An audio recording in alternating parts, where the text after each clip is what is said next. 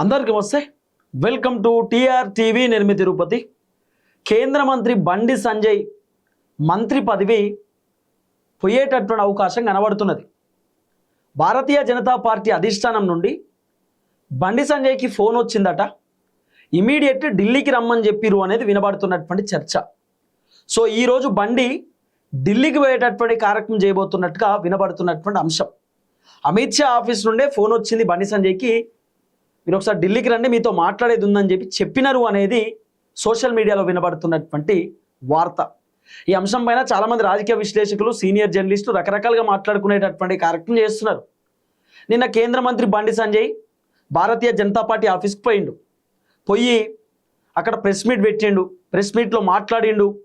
నా ఎంపీ పదవిని తీసేస్తారు, నా ఎంపీ పదవిని తీసేయాలని చెప్పి బీఆర్ఎస్ పార్టీ వాళ్ళు పెద్ద ఎత్తున రచ్చ చేస్తారు. కేసీఆర్ ఫామ్ హౌస్లో కూర్చొని మాట్లాడుతున్నాడు. కేసీఆర్కు 17 మంది ఎంపీలు ఉన్నారు కదా, అందుకే నా ఎంపీ పదవి తీసేయాలంటుండు, నా కేంద్ర మంత్రి పదవి తీసేయాలంటుండు. ఇక ఆయనే అడగక ముందుకే ఆయనే చెప్తున్నాడు, నా ఎంపీ పదవి తీసేస్తారట, నా కేంద్ర మంత్రి పదవి తీసేయాలని అంటున్నారు. అయ్యా ఎవరు అడగక ముందుకే బండి సంజయ్ అనే చెప్తున్నాడు, నేను కొత్త పొలిటికల్ పార్టీ పెట్టాల్సిన అవసరం లేదు. తర్వాత ఒక జర్నలిస్ట్ అడిగింది, మిమ్మల్ని అరెస్ట్ చేస్తారట కదా, లేకపోతే మిమ్మల్ని విచారణకు పిలుస్తారట కదా అంటే సంజయ్ అన్న అడిగినటువంటి ప్రశ్నకు సమాధానం చెప్తలేడు. సంజయ్ అన్న ఏమంటున్నాడు, నా కొడుకుని నేనే అప్పగించిన, ఆ కేసు కోర్టులో నడుస్తుంది, నా కొడుకు స్వచ్ఛందంగా విచారణకు హాజరైండు, నా కొడుకును ఎవరు అరెస్ట్ చేయలే, కన్న తండ్రి నేను, నా కొడుకును నేనే పోలీసులకు బాధ్యతగా అప్పగించిన అని చెప్పి బండి సంజయ్ అన్న చెప్తున్నాడు. ఇక నిన్న బండి సంజయ్ అన్న హుటాహుటిన పోయిండు భారతీయ జనతా పార్టీ ఆఫీస్కి. ఇక భారతీయ జనతా పార్టీ ఆఫీస్ పోయి ప్రెస్ మీట్ పెట్టి, నిన్న అధ్యక్షుడు రామచంద్రరావు లేడు, బీజేపీ పార్టీ ఆఫీస్లో లేడు. భారతీయ జనతా పార్టీ కీలక నేతలు కూడా బీజేపీ పార్టీ ఆఫీస్లో లేరు. బండి సంజయ్ ఒక ఎమ్మెల్యేని తీసుకొని పోయిండు, రాకేష్ రెడ్డి అన్న అనుకుంటే ఎమ్మెల్యేని తీసుకొని పోయి ఇక ప్రెస్ మీట్ పెట్టి మాట్లాడుతున్నాడు.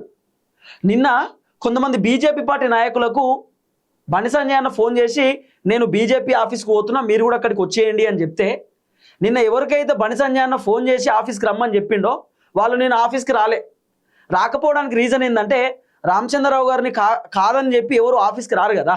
ఇప్పుడు రామచంద్రరావు గారు ఎందుకు పార్టీ అధ్యక్షుడు ఢిల్లీకి పోయిండు, ఢిల్లీకి పోవడానికి గల రీజన్ ఏంటంటే బండి సంజయ్కి సంబంధించినటువంటి ఫైల్ పట్టుకొని పోయిండట.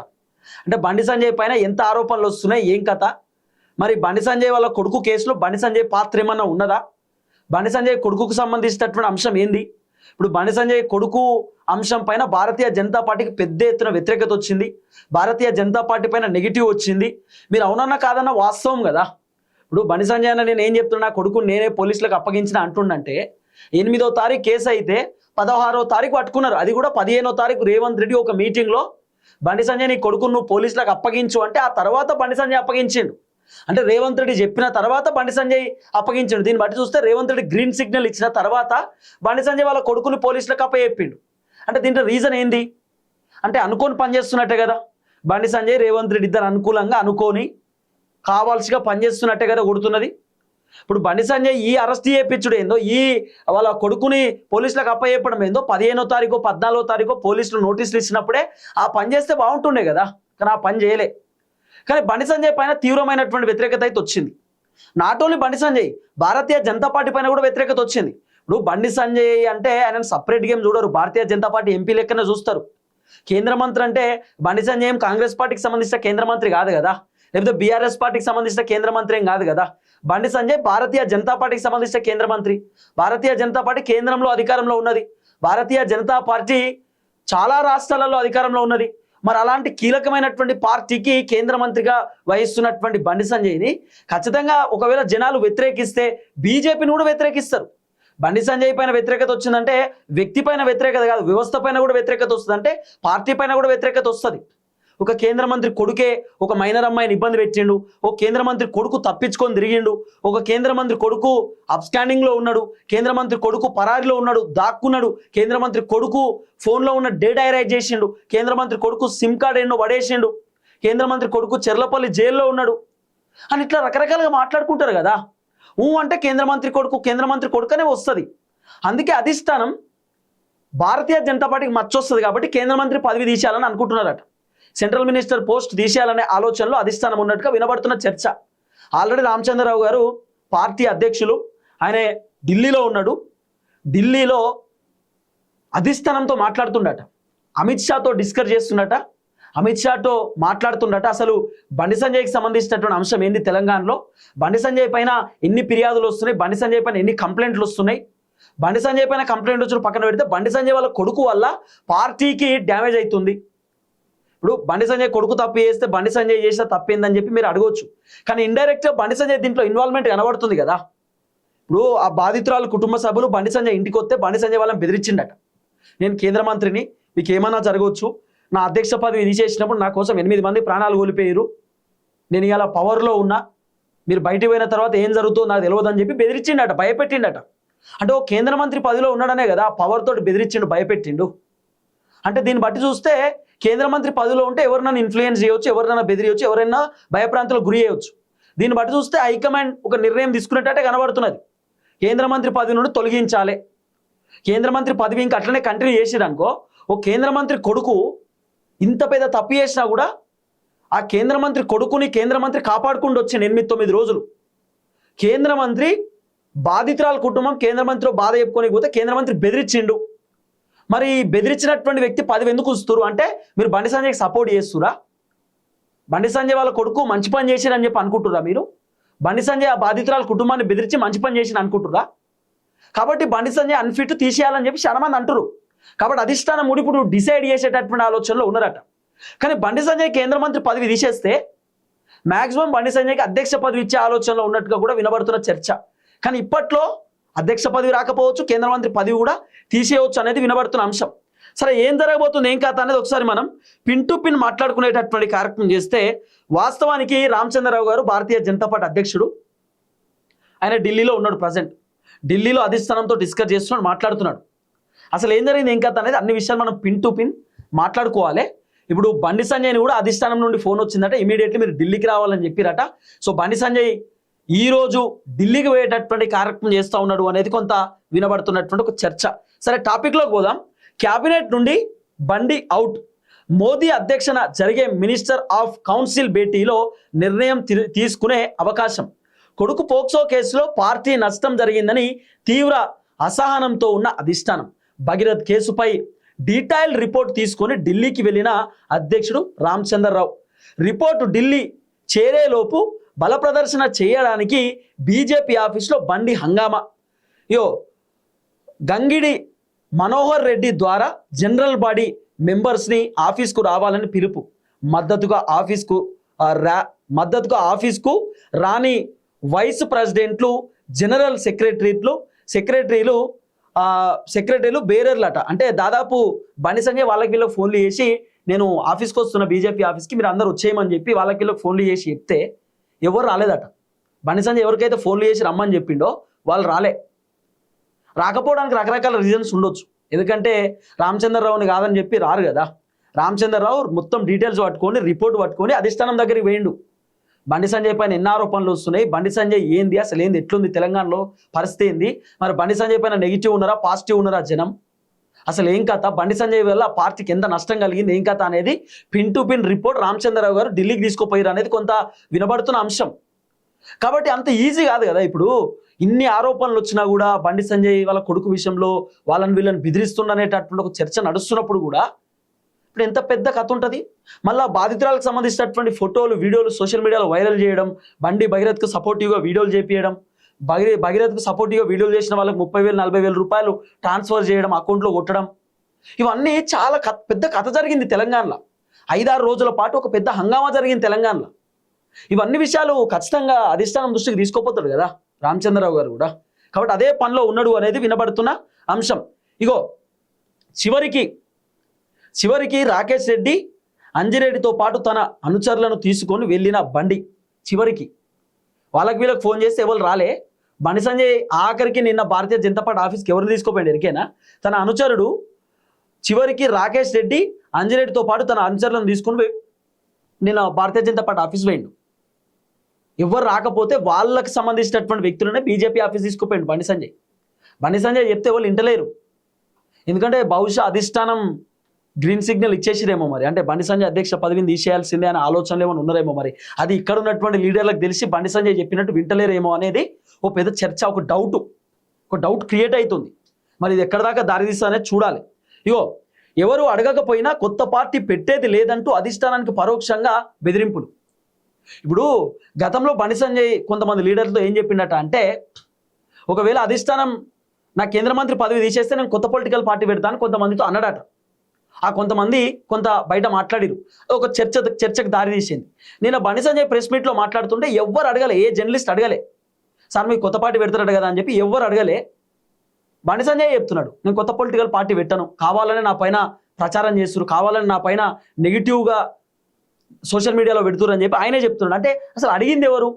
నువ్వే ఎందుకు చెప్పుకోవాలి నేను కొత్త పార్టీ పెడతలేనని చెప్పి? దీన్ని బట్టి ఏమన్నా అంటే నాకు సంబంధించినటువంటి కేంద్ర మంత్రి పదవి తీసేస్తే నేను ఊరుకోను, కొత్త పార్టీ పెడతా అని చెప్పి ఏమన్నా అంటున్నావా? ఇట్లా బండి సంజయ్ రాజా సింగ్ తోటి కలిపి కొత్త పొలిటికల్ పార్టీ పెట్టే ఆలోచనలో కూడా ఉన్నాడు అనేది ఒక చర్చ వినబడుతున్నది.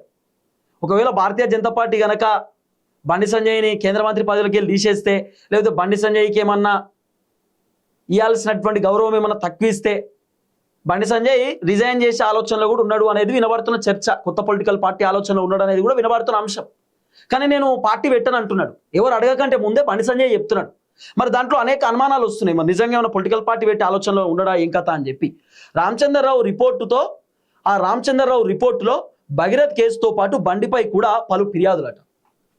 రామచంద్రరావు బండి సాయి భగీరథ్కి సంబంధించిన రిపోర్ట్ తీసుకోపోయిండు. ఏడదాచి పెట్టిరు, ఏం కథ, ఏం జరిగింది, 9 రోజుల హంగామా అయ్యింది, ఆ బాధితురాల కుటుంబం బండి సంజయ్ కొడుకు పైన ఎందుకు కేసు పెట్టిరు, బండి సంజయ్ వాళ్ళ ఇంటికి పోతే బండి సంజయ్ ఏం చేసిండు, సంగప్ ఏం చేసిండు, ఇదంతా రిపోర్ట్ రామచంద్రరావు గారు తీసుకొని పోయినారు. బండి సంజయ్ పైన కూడా పలు ఆరోపణలు ఉన్నాయి. బండి సంజయ్ ఒరిజినల్ భారతీయ జనతా పార్టీ లీడర్లకు టికెట్లు ఇస్తలేడని, బండి సంజయ్ బీజేపీ పార్టీని బండి పార్టీ లెక్క చూస్తున్నాడని, బండి బీజేపీ లెక్క వ్యవహరిస్తున్నాడని, బండి సంజయ్ నేనే ఓనర్ ఈ పార్టీకి అన్నట్టుగా వ్యవహరిస్తున్నాడని చెప్పి రకరకాల ఆరోపణలు బండి సంజయ్ పైన వస్తున్నాయి. బండి సంజయ్ ముఖ్య అనుచరుడు, 10 సంవత్సరాల కాంచి ఆయన దగ్గర పనిచేసిన వ్యక్తి బేతి మహేందర్ రెడ్డి మొన్న మన ఛానల్కి వచ్చి ఆయన బాధంతా చెప్పుకున్నాడు. బండి సంజయ్ నన్ను కావాలని టికెట్ ఇవ్వలేదు, ఆ బీఆర్ఎస్ పార్టీ నుండి వచ్చినటువంటి వ్యక్తికి టికెట్ ఇచ్చిండు, నా పైన కుట్రలు చేసిండు అని చెప్పి ఆయన చెప్తున్నాడు. బండి సంజయ్ క్లోజ్గా పనిచేసేటటువంటి వ్యక్తులకు కూడా బండి సంజయ్ ఇవాళ అగ్నెస్ట్ అయ్యింది. కారణం ఏంది? మరి ఎక్కడ ఎదుగుతారు ఏం కథ అనేటటువంటి ఏమన్నా భయమో లేకపోతే జాగ్రత్త, రకరకాల అంశం. ఇగో పార్టీలో సుప్రీం పవర్ నేనే అన్నట్లుగా ఏకపక్షంగా ముందుకు వెళ్తున్న బండి. అంటే పార్టీలో మొత్తం నేనే ఫైనల్, సుప్రీం పవర్ నేనే, ఈ పార్టీలో నేను ఏం చెప్తే అట్లా నడుస్తుంది, నేను ఎట్లా చేస్తే అట్లా ఫైనలైజ్ అవుతుంది, నాకంటే పెద్దోళ్ళు లేరు అనేటటువంటి తరహాలో బండి సంజయ్ వ్యవహరిస్తున్నాడు. కానీ ఎప్పుడైనా కూడా ఒక పెద్ద పార్టీకి ఒక్కళ్ళే ఫైనల్ ఉండరు. ఎవరికి వాళ్ళు నేనే పెద్ద బాసు నేనే అని చెప్పి గొప్ప ఊహించుకుంటారు. కానీ గొప్ప కంటే గొప్పగా ఉంటారు. ఇంకా పార్టీలో చాలామంది సీనియర్ లీడర్లు ఉంటారు, రకరకాల వ్యవహారం ఉంటుంది. చాలా పెద్ద పొలిటికల్ పార్టీ కదా భారతీయ జనతా పార్టీ అంటే. కేంద్రంలో అధికారంలో ఉన్నటువంటి పార్టీ. ఒక్కొక్క రాష్ట్రంలో ఒక్కొక్క లీడర్ ఉంటారు, ఒక్కొక్క రాష్ట్రంలో 10 మంది లీడర్లు కూడా ఉంటారు. ఇప్పుడు తెలంగాణలో బండి సంజయ్ నేనే గొప్ప అనుకుంటాడు, ధర్మపురి అరవింద్ నేనే గొప్ప అనుకుంటాడు, రఘునందన్ రావు నేనే గొప్ప అనుకుంటాడు, ఈటల రాజేందర్ నేనే గొప్ప అనుకుంటారు, రామచంద్రరావు గారు నేనే గొప్ప అనుకుంటారు, కిషన్ రెడ్డి నేనే గొప్ప అనుకుంటారు, డికేఆర్ నగర్ నేనే గొప్ప అనుకుంటారు. ఇట్లా మాట్లాడుకుంటూ పోతే ఎవరికి వాళ్ళు మేమే గొప్ప, మేమే ఫైనల్, మేమే సుప్రీం, తెలంగాణకు మేమే బాస్ అనుకుంటారు. కానీ అట్లా కాదు కదా. ఫైనల్ బాస్ తెలంగాణకు రామచంద్రరావు గారు. ఎందుకంటే ఆయన అధ్యక్ష పదవిలో ఉన్నాడు కాబట్టి ఆయన చెప్పినట్టు వీళ్ళు వినాల్సింది, వేరే ఆప్షన్ లేదు. కానీ బండి సంజయ్ నేనే సుప్రీం అని చెప్పి ఫీల్ అయిపోతున్నాడు. కానీ అధిష్టానం అది చూసుకుంటుండదు కదా. నేనే ఫైనల్, నేను ఎట్లా చెప్తా అట్లా అంటే అధిష్టానం ఏం ముత్తగానే కూర్చొని ఉండదు. వాళ్ళకి తెలుసు హైకమాండ్కి ఏం చేయాలి, ఏం కథ, ఏ టైంకి పదవులు కట్ చేయాలి, ఏ టైంకి పదవులు ఉంచాలి. ఇప్పుడు బండి సంజయ్కి తీవ్రమైన వ్యతిరేకత వచ్చిందనుకో, బండి సంజయ్ పైన జనాలు కోపంతో ఉన్నారనుకో, భారతీయ జనతా పార్టీ వ్యతిరేకత వస్తుందంటే అధిష్టానం చూసుకుంటూ ఉండరు. ఏదో బండి సంజయ్ కోసం భారతీయ జనతా పార్టీ డ్యామేజ్ కావాలని చెప్పి అధిష్టానం కూడా అనుకోరు కదా. కాబట్టి అధిష్టానం కూడా అప్పటికప్పుడే వెంటనే యాక్షన్ తీసుకుంటారు. బండి సంజయ్ పేరు కొంత ఇబ్బంది ఉన్నది తెలంగాణలో, బండి సంజయ్ కొడుకు వల్ల కొంత ఆగమాగం ఉన్నది భారతీయ జనతా పార్టీకి అని చెప్పి ఒకవేళ అధిష్టానం భావిస్తే ఇమీడియట్లీ కేంద్ర మంత్రి పదవి తొలగిస్తారు. హైకమాండ్ కదా అంత ఉండదు. మా ఓడా, మా సుట్టపోడా, మా కులపోడా, లేకపోతే మా ఇంటి పక్కనోడా, లేకపోతే మాకు దోస్తా, క్లోజ్ ఫ్రెండా, ఫ్యామిలీ ఫ్రెండా, గట్లేముండదు అధిష్టానానికి. పార్టీ డ్యామేజ్ అవుతుందంటే ఇమీడియట్లీ తీసేస్తారు. దాంట్లో వేరే ఆప్షన్ ఏం లేదు. అంటే ఈ విధమైనటువంటి వ్యవహారం ఉంటుంది అన్నట్టు. ఆ తర్వాత ఇగో తనకు అనుకూలంగా లేకపోతే కీలక నేతలను కూడా ఇబ్బంది పెడుతున్న వైనం బండి సంజయ్. తనకు అనుకూలంగా లేకపోతే, తను చెప్పినట్టు వినకపోతే ఇతరులను కూడా ఇబ్బంది పెడుతున్నటువంటి ఒక వాదన ఉన్నది భారతీయ జనతా పార్టీలో. ఒక చర్చ ఉన్నది. మొన్న బేతి మహేందర్ రెడ్డి అని చెప్తలేడా, ఉత్తగానే సపోర్ట్ చేయలేదట. ఉత్తుత్తగా అసలు ఎందుకు నాకు సపోర్ట్ చేయలేదు, నాకు ఎందుకు బీఫామ్ చేయలేదు, మొన్న మున్సిపల్ కార్పొరేషన్ ఎన్నికల్లోనే నాకే తెలియలే అని బేతి మహేందర్ రెడ్డి అనే చెప్తున్న మాట నాకు చాలా అసలు అయోమయం, ఆశ్చర్యం అనిపించింది. ఆయన ఎంపీగా గెలవడానికి బేతి మహేందర్ రెడ్డి అన్న కష్టపడ్డాడు. తర్వాత 2-3 సార్లు ఎంపీగా గెలవడానికి చాలా క్రియాశీలక పాత్ర పోషించిండు. ఆయన ఎంపీగా గెలిచిన తర్వాత పక్కన పెట్టేసిండు. బండి సంజయ్ దగ్గర క్లోజ్గా ఉన్నటువంటి వ్యక్తులు అందరినీ బండి సంజయ్ పక్కన పెట్టేసిండట. బహుశా రాజకీయ నాయకులు ఇట్లనే ఉంటారేమో అనిపించింది ఇదంతా విన్నప్పుడు. ఇగో గ్రూప్ రాజకీయాలకు బండినే ప్రధాన కారణం అంటూ పలు నాయకుల ఫిర్యాదులు. బండి సంజయ్ పైన ఈటల రాజేందర్ కోపంగా ఉంటాడు. బండి సంజయ్ పైన ధర్మపురి అరవింద్ కోపంగా ఉంటాడు. బండి సంజయ్ పైన భారతీయ జనతా పార్టీలో ఉన్న చాలా మంది లీడర్లు కోపంగా ఉంటారు. కారణం ఏంది?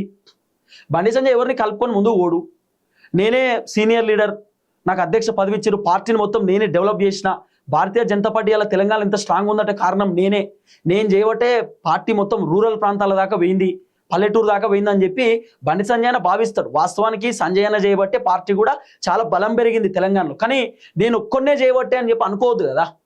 నేను ఒక్కడు చేయబట్టే మొత్తం పార్టీ అంతా ఫుల్ డెవలప్ అయిందని చెప్పి అనుకోవడం తప్పు కదా. ఇప్పుడు బండి సంజయ్ అన్న లెక్కనే చాలా మంది కష్టపడ్డారు పార్టీలో.